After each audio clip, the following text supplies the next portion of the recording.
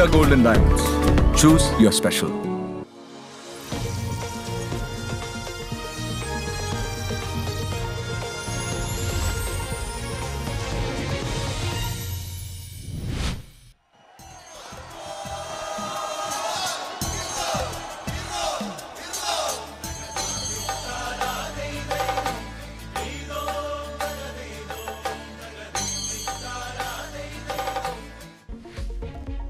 പൊന്നിൻ തിരുവോണത്തെ വരവേൽക്കാൻ ഒരുങ്ങി മലയാളികൾ. നാടും നഗരവും ഉത്രാടപ്പാച്ചിലിൽ.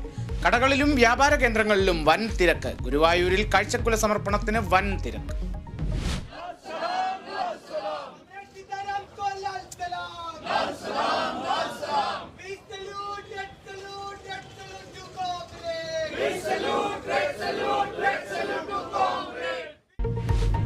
സീതാറാം യെച്ചൂരിക്ക് വിട നൽകി രാജ്യം. മൃതദേഹം വൈദ്യപഠനത്തിനായി ഡൽഹി എയിംസിന് കൈമാറി.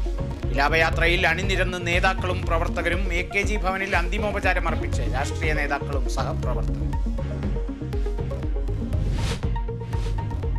കോഴിക്കോട് ചികിത്സാ പിഴവിനെ തുടർന്ന് ഗർഭസ്ഥ ശിശുവും അമ്മയും മരിച്ചതിൽ ആശുപത്രിക്കെതിരെ കുടുംബം.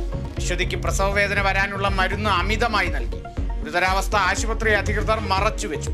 ഉള്ളിയേരി മലബാർ മെഡിക്കൽ കോളേജ് ആശുപത്രിക്കെതിരെ നിയമ നടപടിയുമായി മുന്നോട്ടു പോകുമെന്നും കുടുംബം. ആശുപത്രിയിലേക്ക് മൃതദേഹവുമായി പ്രദർശിക്കുന്നു.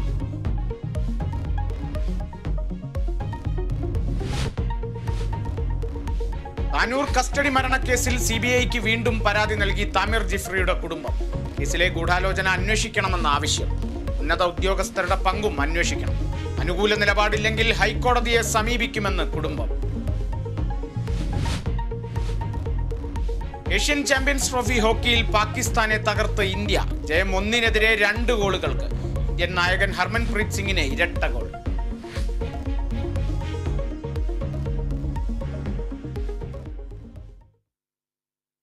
തിരുവോണത്തെ വരവേൽക്കാൻ മലയാള നാടും മലയാളികളും ഒരുങ്ങിക്കഴിഞ്ഞു.